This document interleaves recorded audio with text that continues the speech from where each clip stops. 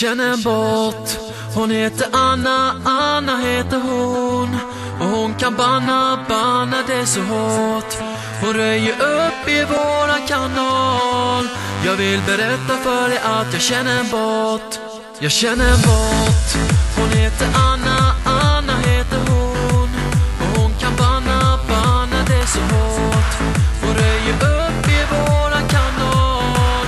Jag vill berätta för dig att jag känner en bot som alltid vaktar alla som är här och som ser till att vi blir utan besvär.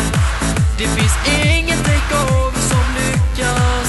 Kom ihåg att det är jag som känner en bot. En bot som ingen annan slår. Och hon kan kicka utan att hon får. Hon gör sig av med alla som spammar. Ja, ingen kan slå våran bot.